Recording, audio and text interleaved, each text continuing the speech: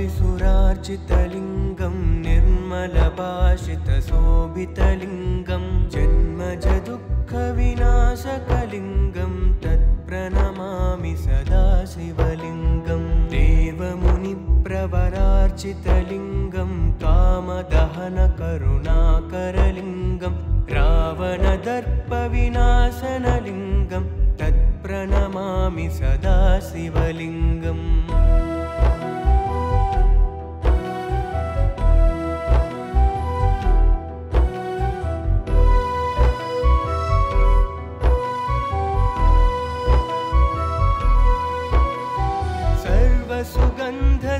सर्वसुगन्धसुलेपितलिङ्गं बुद्धिविवर्धनकारणलिङ्गं सिद्धसुरासुरवन्दितलिङ्गं तत्प्रणमामि सदा शिवलिङ्गम् कनकमहामणिभूषितलिङ्गं फणिपरिवेष्टितशोभितलिङ्गं दक्षसुयज्ञविनाशनलिङ्गं तत्प्रणमामि सदा शिवलिङ्गम्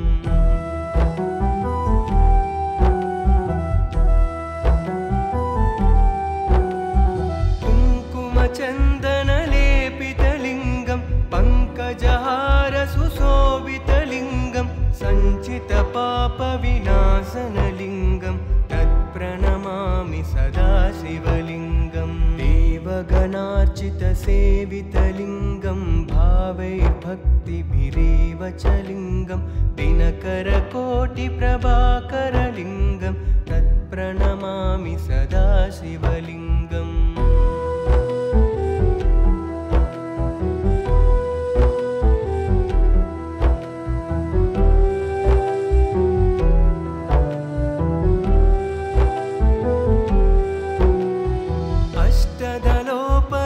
अष्टदलोपरिवेष्टितलिङ्गं सर्वसमुद्भवकारणलिङ्गम् अष्टदरिद्रविनाशनलिङ्गं तत्प्रणमामि सदा शिवलिङ्गम्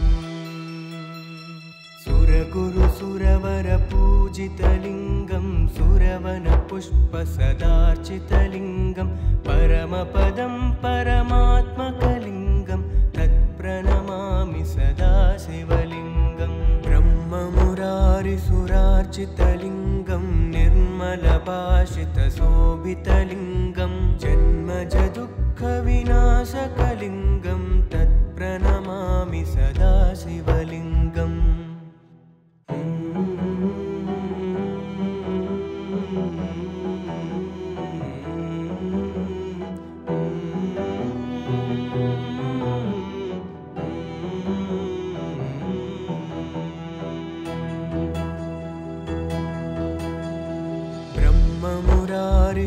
ब्रह्ममुरारिसुरार्चितलिङ्गं निर्मलभाषितशोभितलिङ्गं जन्मजदुःखविनाशकलिङ्गं तत्प्रणमामि सदा शिवलिङ्गं देवमुनिप्रवरार्चितलिङ्गं कामदहनकरुणाकरलिङ्गं रावणदर्पविनाशनलिङ्गं तत्प्रणमामि सदा शिवलिङ्गम्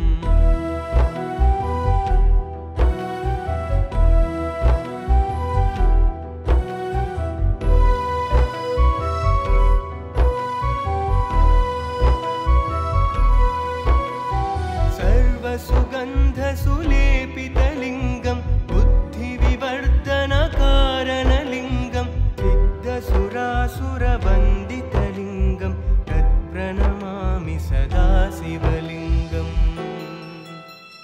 कनकमहामणिभूषितलिङ्गं फणिपरिवेष्टितशोभितलिङ्गं दक्षसुयज्ञविनाशनलिङ्गं तत्प्रणमामि सदा शिवलिङ्गम्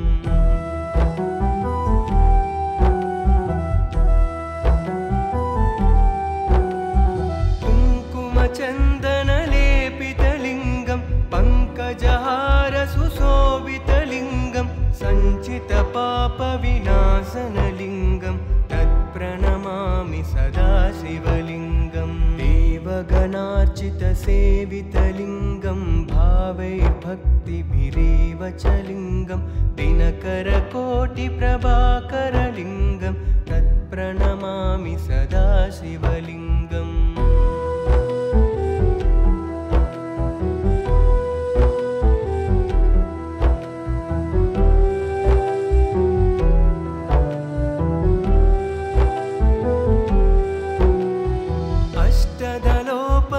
अष्टदलोपरिवेष्टितलिङ्गं सर्वसमुद्भवकारणलिङ्गम् अष्टदरिद्रविनाशनलिङ्गं तत्प्रणमामि सदा शिवलिङ्गम् सुरगुरुसुरवरपूजितलिङ्गं सुरवनपुष्पसदार्चितलिङ्गं परमपदं परमात्मकलिङ्गं तत्प्रणमामि सदा शिवलिङ्गम् ब्रह्ममुरारिसुरार्चितलिङ्गं निर्मलभाषितशोभितलिङ्गं जन्मजदुःखविनाशकलिङ्गं तत्प्रणमामि सदा शिवलिङ्गम्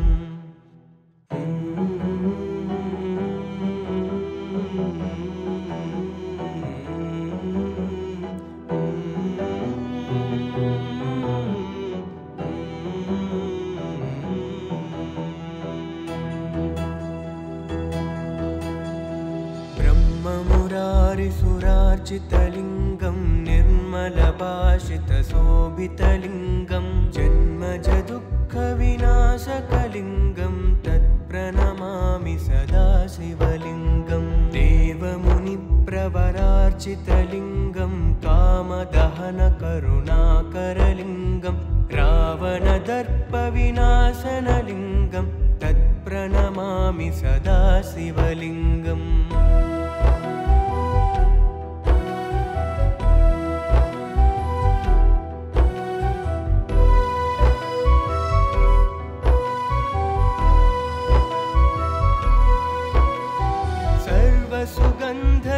सर्वसुगन्धसुलेपितलिङ्गं बुद्धिविवर्धनकारणलिङ्गं सिद्धसुरासुरवन्दितलिङ्गं तत्प्रणमामि सदा शिवलिङ्गम्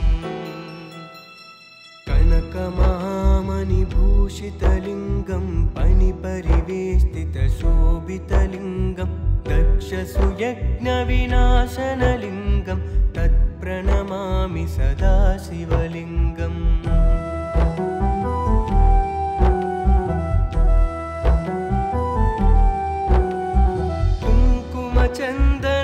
कुङ्कुमचन्दनलेपितलिङ्गं पङ्कजहारसुशोभितलिङ्गं सञ्चितपापविनाशनलिङ्गं तत्प्रणमामि सदा शिवलिङ्गम् देवगणार्चितसेवितलिङ्गं भावैर्भक्तिभिरेव च लिङ्गं दिनकरकोटिप्रभाकरलिङ्गं तत्प्रणमामि सदा शिवलिङ्गम्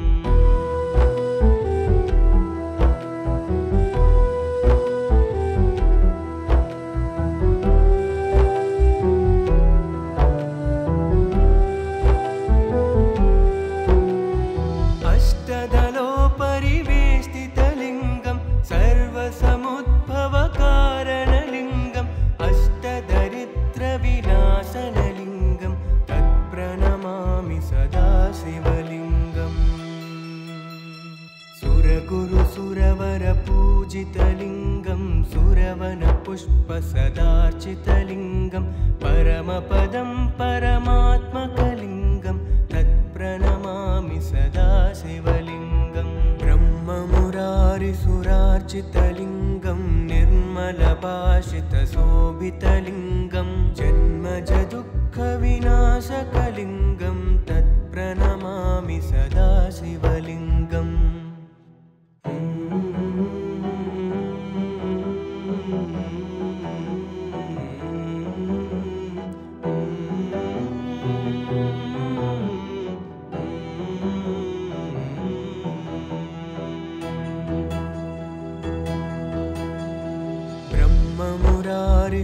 ब्रह्ममुरारिसुरार्चितलिङ्गं निर्मलभाषितशोभितलिङ्गं जन्मजदुःखविनाशकलिङ्गं तत्प्रणमामि सदा शिवलिङ्गम् देवमुनि सर्वसुगन्धसुलेपितलिङ्गं कामदहनकरुणाकरलिङ्गं रावणदर्पविनाशनलिङ्गं तत्प्रणमामि सदा शिवलिङ्गम्।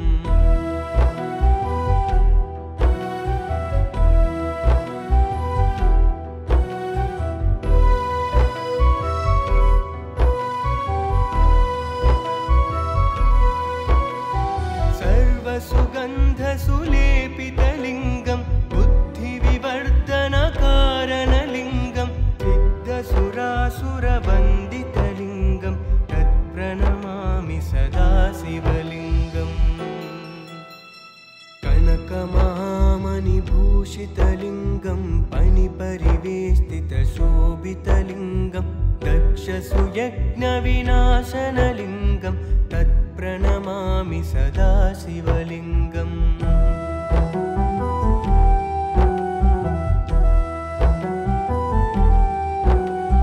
कुङ्कुमचन्दनलेपितलिङ्गं पङ्कजहारसुशोभितलिङ्गं सञ्चितपापविनाशनलिङ्गं तत्प्रणमामि सदा शिवलिङ्गम्। देवगणार्चितसेवितलिङ्गं भावैर्भक्तिभिरेव च लिङ्गं दिनकरकोटिप्रभाकरलिङ्गं तत्प्रणमामि सदा शिवलिङ्गम्।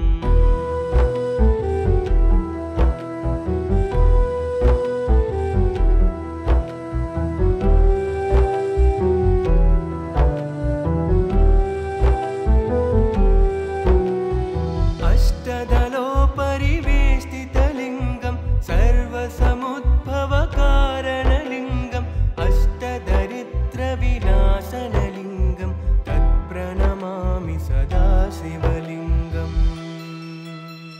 सुरगुरुसुरवरपूजितलिङ्गं सुरवनपुष्पसदार्चितलिङ्गं परमपदं परमात्मकलिङ्गं तत्प्रणमामि सदा शिवलिङ्गम्। ब्रह्ममुरारिसुरार्चितलिङ्गं निर्मलभाषितशोभितलिङ्गं जन्मजदुःखविनाशकलिङ्गं तत्प्रणमामि सदा शिवलिङ्गम्।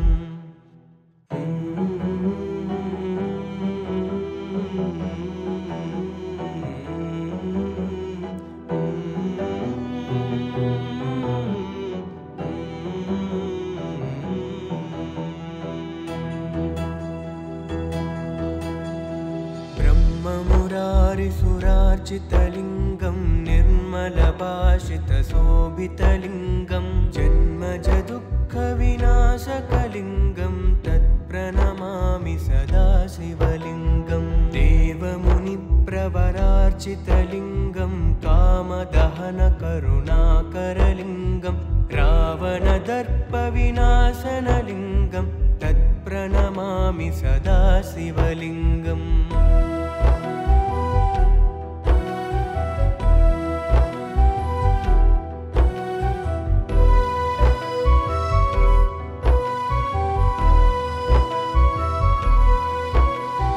सर्वसुगन्धसुलेपितलिङ्गं बुद्धिविवर्धनकारणलिङ्गं सिद्धसुरासुरवन्दितलिङ्गं तत्प्रणमामि सदा शिवलिङ्गम्। कनकमहामणिभूषितलिङ्गं फणिपरिवेष्टितशोभितलिङ्गं दक्षसुयज्ञविनाशनलिङ्गं तत्प्रणमामि सदा शिवलिङ्गम्।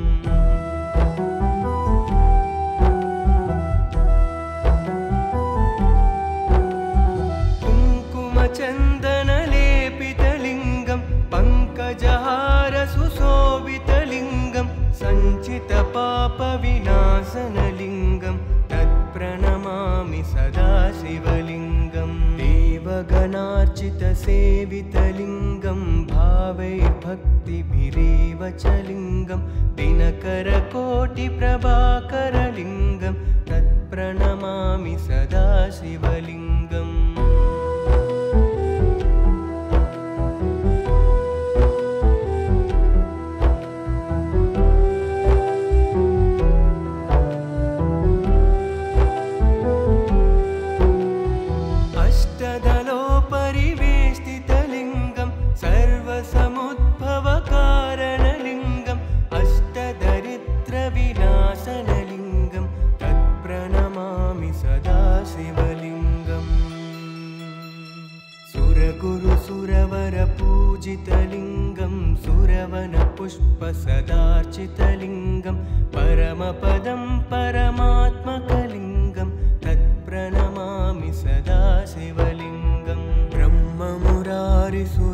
सुरार्चितलिङ्गं निर्मलभाषितशोभितलिङ्गं जन्मजदुःखविनाशकलिङ्गं तत्प्रणमामि सदा शिवलिङ्गम्।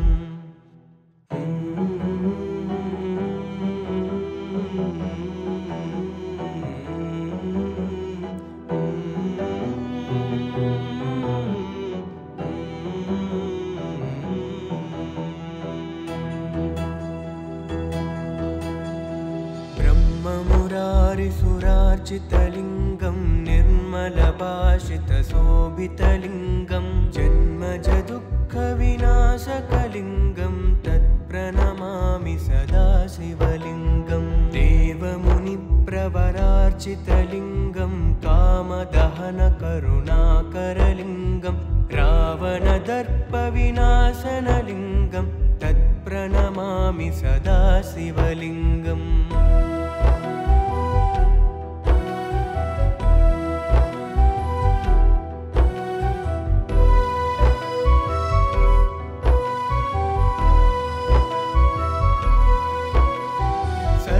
सुगन्धसुलेपितलिङ्गं बुद्धिविवर्धनकारणलिङ्गं सिद्धसुरासुरवन्दितलिङ्गं तत्प्रणमामि सदा शिवलिङ्गम्। कनकमहामणिभूषितलिङ्गं फणिपरिवेष्टितशोभितलिङ्गं दक्षसुयज्ञविनाशनलिङ्गं तत्प्रणमामि सदा शिवलिङ्गम्।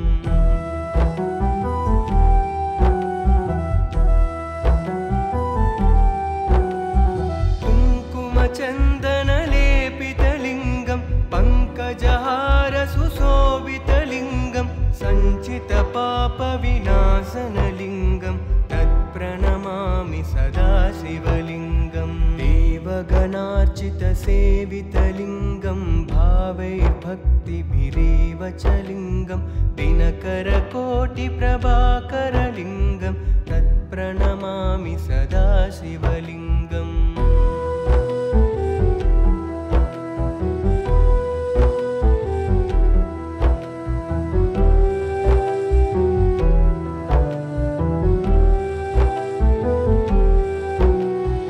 अष्टदलोपरिवेष्टितलिङ्गं सर्वसमुद्भवकारणलिङ्गम् अष्टदरिद्रविनाशनलिङ्गं तत्प्रणमामि सदा शिवलिङ्गम्।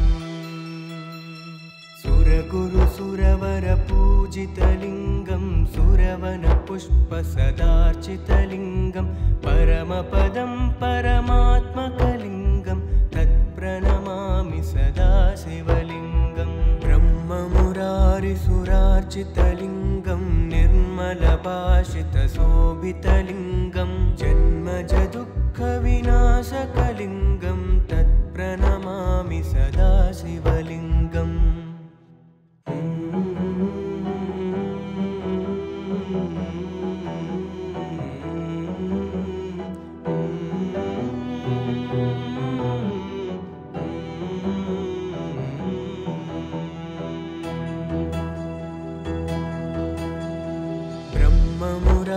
सुरार्चितलिङ्गं निर्मलभाषितशोभितलिङ्गं जन्मजदुःखविनाशकलिङ्गं तत्प्रणमामि सदा शिवलिङ्गम्। देवमुनिप्रवरार्चितलिङ्गं कामदहनकरुणाकरलिङ्गं रावणदर्पविनाशनलिङ्गं तत्प्रणमामि सदा शिवलिङ्गम्।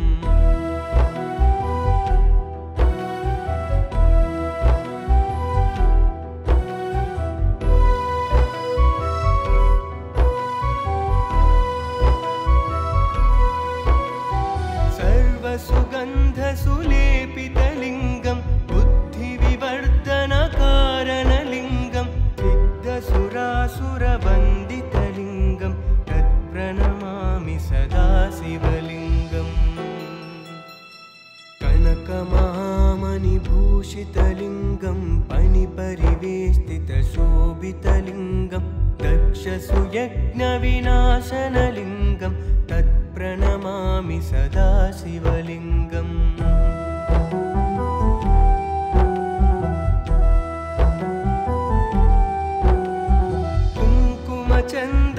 कुङ्कुमचन्दनलेपितलिङ्गं पङ्कजहारसुशोभितलिङ्गं सञ्चितपापविनाशनलिङ्गं तत्प्रणमामि सदा शिवलिङ्गम् देवगणार्चितसेवितलिङ्गं भावैर्भक्तिभिरेव च लिङ्गं दिनकरकोटिप्रभाकरलिङ्गं तत्प्रणमामि सदा शिवलिङ्गम्